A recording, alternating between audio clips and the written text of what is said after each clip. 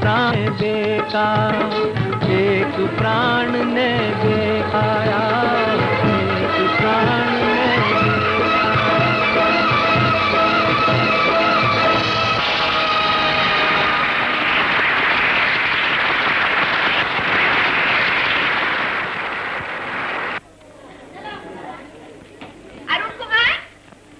અરુણ કુમાર, ગીતા ને ગળું મને ખૂબ ગમ્યા. તમને પણ મારા અભિનંદન. Thank you. હું તમને તમારા નૃત્ય માટે અભિનંદન નથી આપતો. તો મારા ગીત અને ગળાની કદર કરવા જેટલી તમારામાં સમજણ છે તેના અભિનંદન આપું છું. તમે તો કોઈ અજબ પ્રાણી લાગો છો. માનવ પ્રાણી જ અજબ છે. કાંકરિયાના પ્રાણી બાગમાં જવું હોય તો મોટરમાં લિફ્ટ આપવું? જી ના, મને મોટરની માયા નથી, માનવીની માયા છે. કવિઓનો ઉપલો માળ હંમેશા ખાલી હોય છે. ચાલો હવે.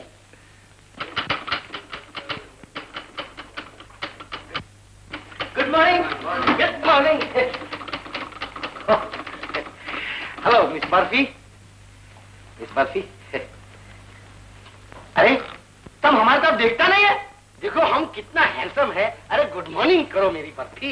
देखो हम रिलीफ का 2 टिकट लिया है. हाँ, तुम हमारे साथ आएगा और फिर तुमको कांकरिया भी लेके जाएगा और तुमको हाँ शरबत. Morning boss. अरे बॉस अभी हम नहीं बना है. अरे जब हम बॉस बनेगा ना बर्फी, तुमको हमारा सेक्रेटरी बनवाएगा. अरे भविष्य का सेठ तो हम है. कुबेर दास तो टेम्पररी सेठ है. गाड़ालाल, जरा काम में छोड़ डिस्टर्ब ना करो.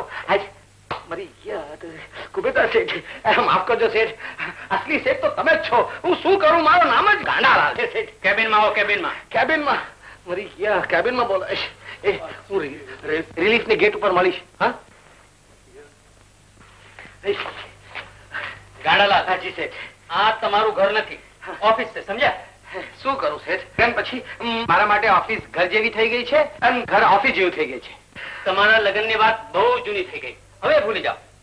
પણ હું શું કરું સેઠ? હું તો ભૂલવા માંગુ છું પણ મારી બૈરી નથી ભૂલવા દેતી. સેઠ એક વાત કહું? ટૂંકમાં બતાવો.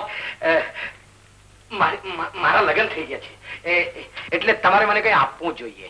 શું આપશો? અભિનંદન. અરે એ જ તો દુઃખ છે શેઠ. લોકો પરણેલાને આશ્વાસનને બદલે અભિનંદન આપે છે.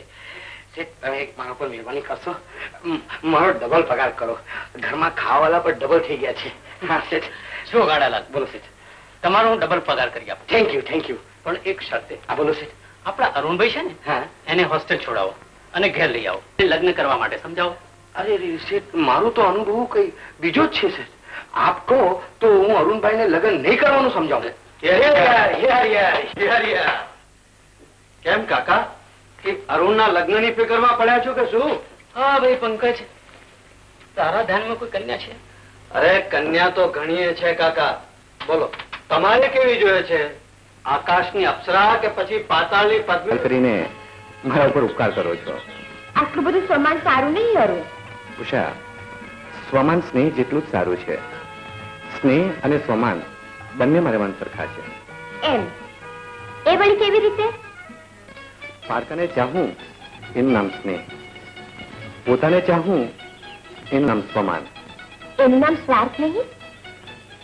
સ્નેહ જયારે વિકૃત બને છે ત્યારે વેર થઈ જાય છે અને સ્વમાન જયારે વિકૃત બને છે ત્યારે સ્વાર્થમાં પરિણમે છે. મને તો સમજાતું નથી કે તમે આવો મિજાજ રાખીને ગરીબીમાં ગુજરાન કેમ ચલાવો છો? શ્રીમંતોના છોકરાઓને ટ્યુશન આપીને. અરુણભાઈ, એક મિનિટ.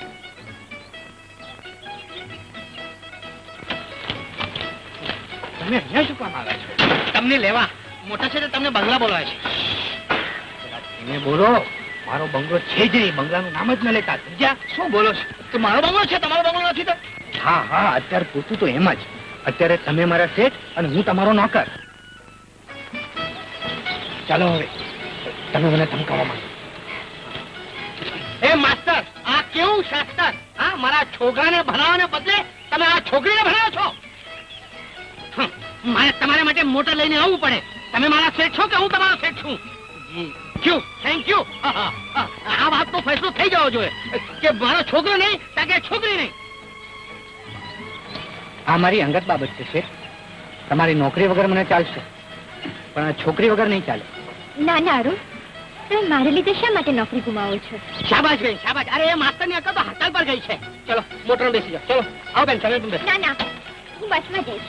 ના ના ઉષા, તમે પણ ચાલો ને.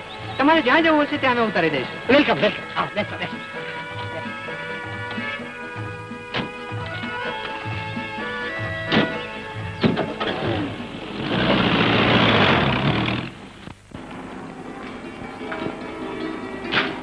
પુષ્પા કાકી છે? હા છે. બા, કોઈ તને મળવા આવ્યું છે. ઓહ, દીકરી ઉષા, બાએ તમને આ ચિઠ્ઠી આપી છે. પણ તું બેસ તો ખરી. ના, અત્યારના હું ઉતાવળમાં છું. પણ આજે તું મારે ઘેર પહેલી વાર આવે છે, ચા પીધા વિના ન જવાય. ચા પીવા હું ફરી આવીશ.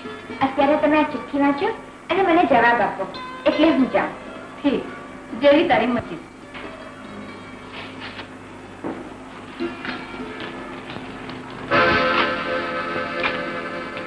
આ કોણ છે? આ મારા બાપુજી સુમનરાય અને આ છે કંચનરાય. વર્ષો પહેલા બંને ભાઈબંધ હતા, પણ બાપુજી તો બિચારા ગરીબીમાં જ ગુજરી ગયા. અને બા કહે છે કે કંચનરાય શીખ ગયા. બા સાચું કહે છે. તમને ક્યાંથી ખબર? કંચનરાય મારા પિતા છે. ઓહ, તો આપણા બંનેના પિતાની અધૂરી મિત્રતા આપણને પૂરી કરવાની છે. એટલે જ તમે મારે ઘેર આવ્યા. દીકરી ઉષા, ચિઠ્ઠી વાંચી. ગરીબ સંબંધી પર બહુ મોટી કૃપા છે. કાંતાબેનને કહેજે, હું જરૂર મળવા આવીશ. ભલે, ત્યારે હું જાઉં. પરાગ, ઉષાને ઘર સુધી તો મૂકી આવ. કાકી, પરાગભાઈને શું કામ તસ્દી આપો છો? મેં તસદી શાની? ચાલો હું તમને નીચે સુધી મૂકી જાઉં.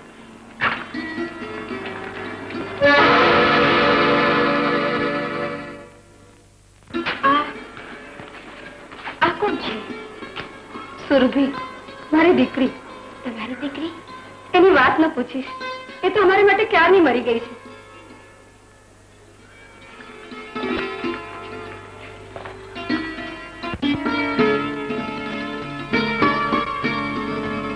તમે કેમ રોકાઈ ગયા?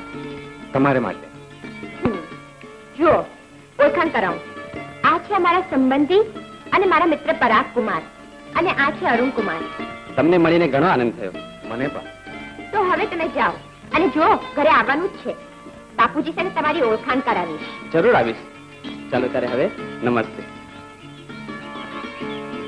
તમારા શેઠ ક્યાં છે? શેઠ ગયા એમના છોકરાને ભણાવવા. તમે ન ગયા? ના, શેઠે મને રજા આપી દીધી. રજા આપી? હમ. મારે કારણ તમારી નોકરી ગઈ. ખબર છે ને ઉષા, શેઠે મને કાયમની નહીં, ખાલી એક દિવસની જ રજા આપી, અને સાથે સાથે એમની કાર પણ આપી છે.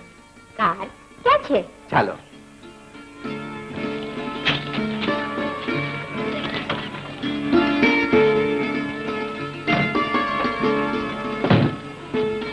બોલો, ક્યાં લઈ જાઓ? ઘરે. કોને ઘરે? તમારે ઘરે કે મારે ઘરે? તમે તો હોસ્ટેલમાં રહો છો.